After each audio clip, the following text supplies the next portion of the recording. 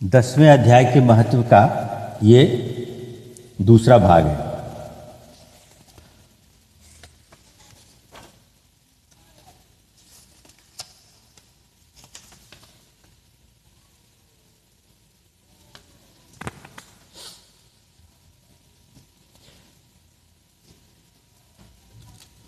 दुर्वासा मुनि आ गए। उन्होंने वस्त्रहीन अवस्था में मुझे देख लिया। उनके भय से मैंने स्वयं ही एक कमलिनी का रूप धारण कर लिया।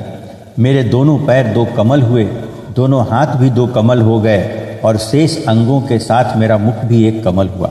इस प्रकार मैं 5 कमलों से युक्त हुई। मुनिवर दुर्वासा ने मुझे देखा।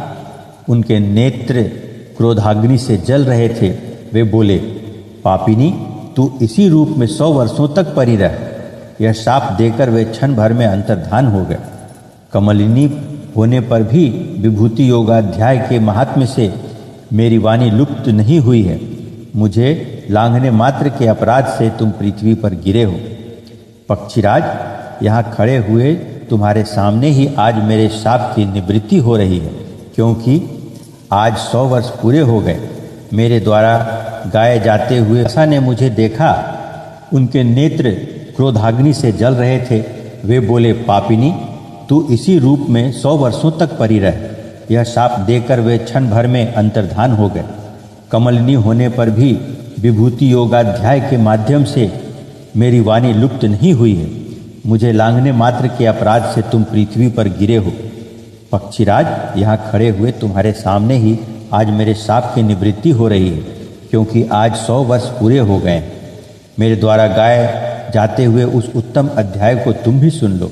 उसके श्रवण मात्र से तुम भी आज ही मुक्त हो जाओगे। यूँ कहकर पद्मिनी ने स्पष्ट एवं सुंदर वाणी में 10वें अध्याय का पाठ किया और वह मुक्त हो गई। उसे सुनने के बाद उसी के दिए हुए उस उत्तम कमल को लाकर मैंने आपको अर्पण किया है। इतनी कथा सुनाकर उस पक्षी ने अपना शरीर त्याग दिया। यह एक अद्भुत सी घटना हुई।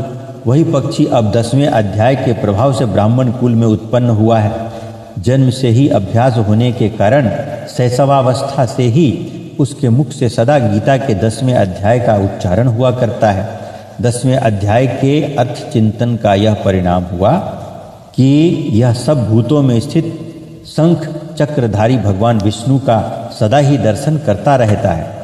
इसकी स्नेहपूर्ण दृष्टि जब कभी किसी देवधारी के शरीर पर पड़ जाती है, तब वह चाहे शराबी और ब्रह्म हत्यारा ही क्यों न हो, मुक्त हो जाता है तथा पूर्व जन्म में अभ्यास किए हुए 10वें अध्याय के महत्व से इसको दुर्लभ तत्व ज्ञान प्राप्त है तथा इसने जीवन मुक्ति भी पाली है। अतः जब यह रास्ता चलने लगता है तो मैं इसे हाथ का सहारा दिए रखता हूँ। भृंगरीटे, यह सब 10वें अध्याय की ही महामहिमा है। पार्वती, इस प्रकार मैंने भृंगरीटी के सामने जो पापनाशक कथा कही थी, वही यहाँ तुमसे भी कही है।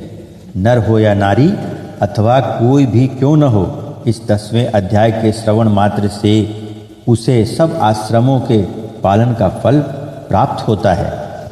इस प्रकार 10वें अध्याय का महत्व अब समाप्त होता है। इसके बाद हम लोग 10वां अध्याय का श्रवण करेंगे। 10वें अध्याय में भगवान श्री कृष्ण चंद्र जी बोले, हे महाबाहो, फिर भी मेरे परम रहस्य और प्रभाव युक्त वचन श्रवण कर, जो कि मैं तुझ अतिशय प्रेम रखने वाले के लिए हित की इच्छा से कहूँगा। हे अर्जुन, मेरी उत्पत्ति को अर्थात विभूति सहित लीला से प्रकट होने को न देवता लोग जानते हैं और न महर्षि जन ही जानते हैं, क्योंकि मैं सब प्रकार से देवताओं का और महर्षियों का भी आदि कारण हूँ। जो मेरे को अजन्मा अर्थात वास्तव में जन्म रहित और अनादि तथा लोकों का महान ईश्वर तत्व से जानता है, वह मनुष्यों में ज्ञानवान पुरुष संपूर्ण पापों से मुक्त हो जाता है। हे अर्जुन, निश्चय करने की शक्ति एवं तत्व ज्ञान और अमूढ़ता, क्षमा, सत्य तथा इंद्रियों का वश में करना और मन का निग्रह तथा सुख दुख उत्पत्ति और प्रलय एवं भय और अभय भी, तथा अहिंसा, समता, संतोष, तप, दान, कीर्ति और अपकीर्ति, ऐसे यह प्राणियों के नाना प्रकार के भाव मेरे से ही होते हैं। हे अर्जुन, 7 तो महर्षिजन और 4 उनसे भी पूर्व में होने वाले सनकादि तथा स्वयंभू आदि 14 मनु, यह मेरे में भाव वाले सब के सब मेरे संकल्प से उत्पन्न हुए हैं कि जिनकी संसार में यह संपूर्ण प्रजा है। जो पुरुष इस मेरी परमेश्वर्य रूप विभूति को और योग शक्ति को तत्व से जानता है, वह पुरुष निश्चल ध्यान योग द्वारा मेरे में ही एक ही भाव से स्थित होता है। इसमें कुछ भी संशय नहीं है।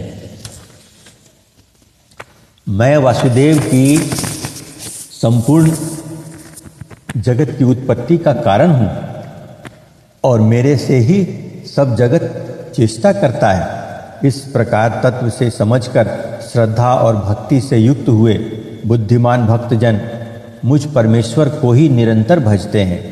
वे निरंतर मेरे में मन लगाने वाले और मेरे में ही प्राणों को अर्पण करने वाले भक्तजन सदा ही मेरी भक्ति की चर्चा के द्वारा आपस में मेरे प्रभाव को जानते हुए तथा गुण और प्रभाव सहित मेरा कथन करते हुए ही संतुष्ट होते हैं और मुझ वासुदेव में ही निरंतर रमन करते हैं।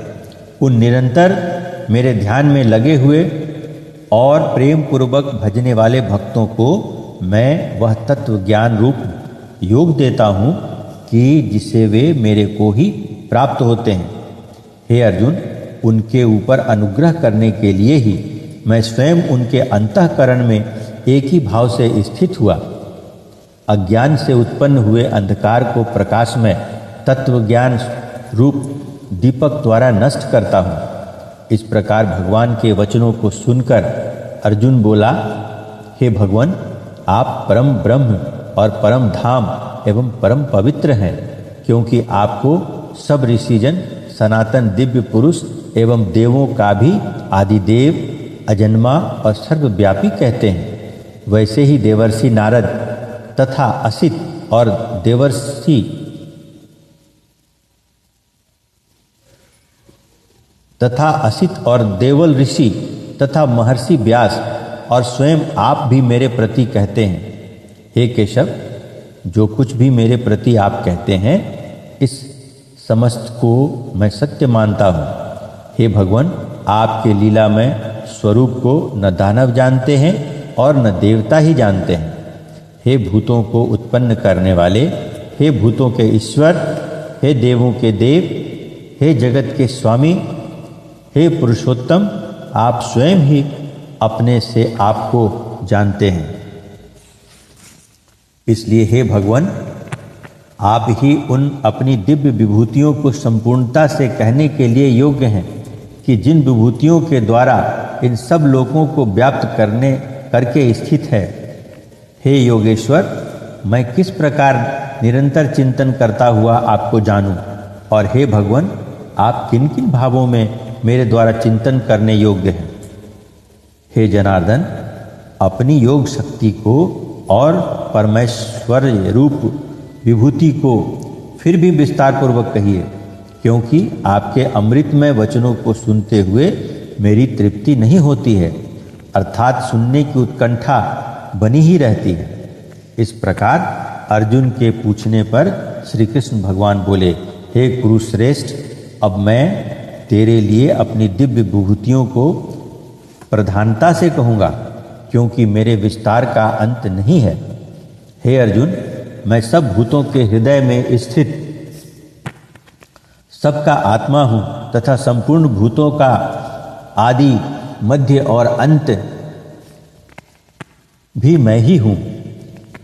हे अर्जुन, मैं अदिति के 12 पुत्रों में विष्णु अर्थात वामन अवतार और ज्योतियों में किरणों वाला सूर्य हूँ, तथा मैं 49 वायु देवताओं में मरीचि नामक वायु देवता